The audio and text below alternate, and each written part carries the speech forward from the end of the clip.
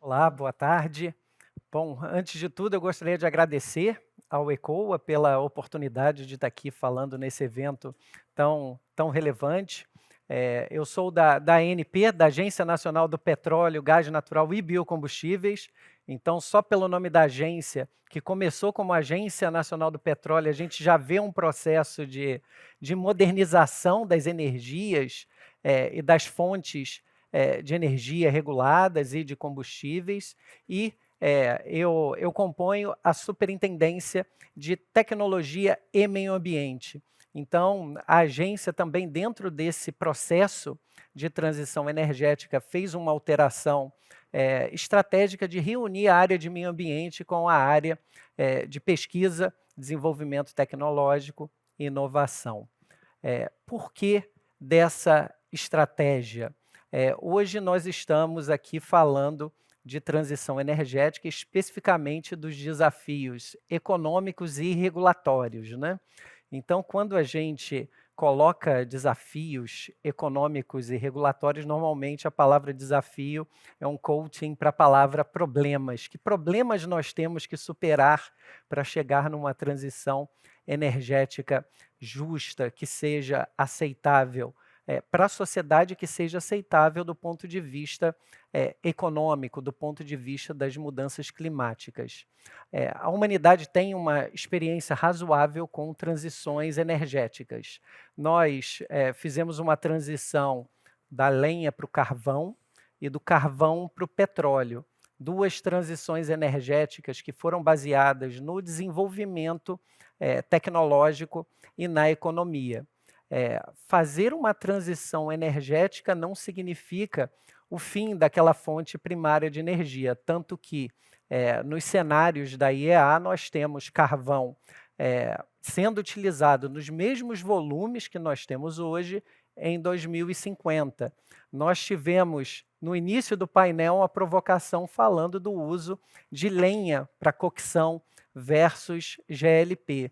Mas nós tivemos processos de transição energética seculares, movimentados pelo desenvolvimento tecnológico, e agora a gente tem uma situação um pouco distinta.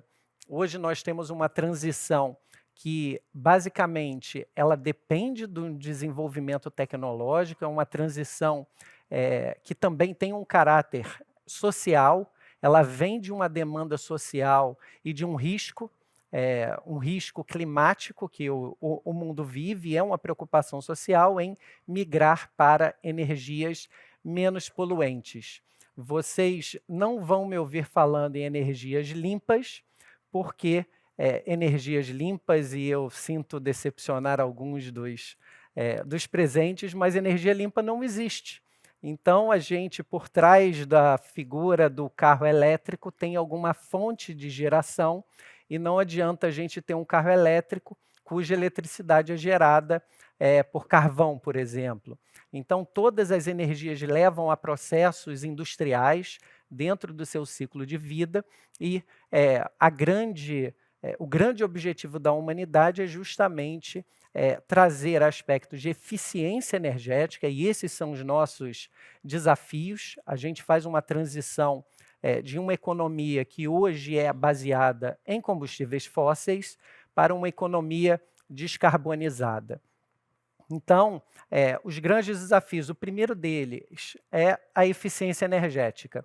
Então, a continuidade da produção de petróleo depende da redução da intensidade de carbono, da intensidade de carbono por barril produzido.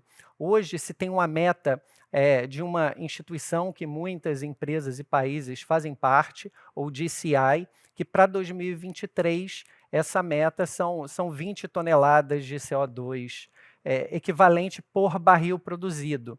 Então, o Brasil, por exemplo, a ANP tem um painel de sustentabilidade publicado no seu site. Entrando nesse painel, vocês observam que, por exemplo, a produção do pré-sal no ano passado, os dados do ano passado, tem uma pegada de carbono de cerca de 14 quilos de CO2 equivalente por barril, portanto, já abaixo da meta para 2023, e esse é o caminho de redução da intensidade de carbono por barril produzido. Outro ponto relevante é o gás natural. O gás natural, em barril equivalente, ele tem uma pegada, uma intensidade de carbono de 3 a 4 quilos de CO2 equivalente por barril equivalente produzido. Então, é um combustível de transição, é um combustível cuja infraestrutura é associada ou pode ser utilizada para o transporte de misturas, para o transporte de hidrogênio e outras tecnologias. Trago também uma questão importante em relação ao desafio tecnológico. Desafios tecnológicos são superados com recursos. Então, os contratos de produção de petróleo, eles têm uma obrigação específica da aplicação de 1% da produção bruta em pesquisa, desenvolvimento tecnológico e inovação. Essa obrigação é para os campos de grande produção, então são os campos do pré-sal, polígono do pré-sal, contratos de partilha, e os campos que pagam participação especial. Então, de todos os campos em concessão, tem 14 campos que pagam participação especial.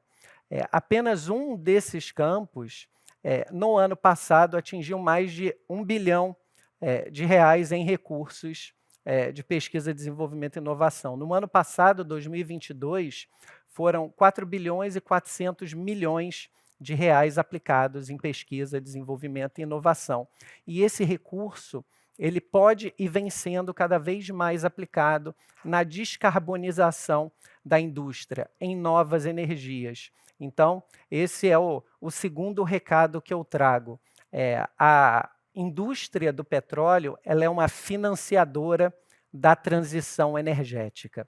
E até do ponto de vista estrutural como país, se nós pretendemos uma indústria descarbonizada e num futuro, em 2050, com a produção de petróleo em níveis baixos, substituídas por energias menos poluentes, nós temos que pensar como o ambiente de pesquisa, desenvolvimento e inovação se desenvolve dentro desse novo contexto. Outra questão bastante relevante, além da indústria ser a financiadora e da indústria criar esse ambiente que permite essa transição energética, é a questão das sinergias entre indústria do petróleo e, por exemplo, falamos de eficiência energética e hoje vocês já devem ter ouvido falar bastante sobre captura de carbono, a necessidade do desenvolvimento de tecnologias de captura de carbono. Felizmente ou infelizmente, dependendo da perspectiva, o desenvolvimento do pré-sal trouxe um desafio tecnológico, que é a produção de petróleo junto com o CO2. Essa produção, o CO2, é um fluido corrosivo que traz desafios do ponto de vista de integridade estrutural e de engenharia. Então, só para as tecnologias para capturar esse carbono e as tecnologias para reinjetar esse carbono para produzir somente o petróleo, trouxeram uma curva de aprendizado para o país que hoje coloca o Brasil em uma vantagem competitiva nesse mercado de captura de carbono. E nesse último minuto da provocação inicial, eu não poderia falar dos desafios, em especial dos desafios regulatórios. Logicamente que o desenvolvimento de novas tecnologias depende de incentivos, depende de investimentos em pesquisa, desenvolvimento e inovação, mas depende também de um ambiente em que se tem os incentivos fiscais corretos para que as indústrias sejam estabelecidas e amadureçam. Nesse sentido, nós temos alguns desafios como país, nós temos 2 projetos de lei, um específico para a captura de carbono e um projeto de lei de hidrogênio, que estabelecem, ou no projeto de lei é proposto que a ANP seja esse ente regulador dessas atividades. Então, esse é um dos grandes desafios do estabelecimento do ambiente regulatório que vai efetivamente estabelecer as regras para a condução dessas atividades. E o segundo grande desafio é como, de maneira organizada, se utiliza os recursos de pesquisa, desenvolvimento e inovação, junto com os recursos, incentivos fiscais e junto com o estabelecimento de um mercado de carbono para que nós consigamos nos manter numa posição de vantagem competitiva para essa indústria do futuro. É isso que eu tinha para dizer nessa provocação inicial. Estamos disponíveis para o debate. Muito obrigado.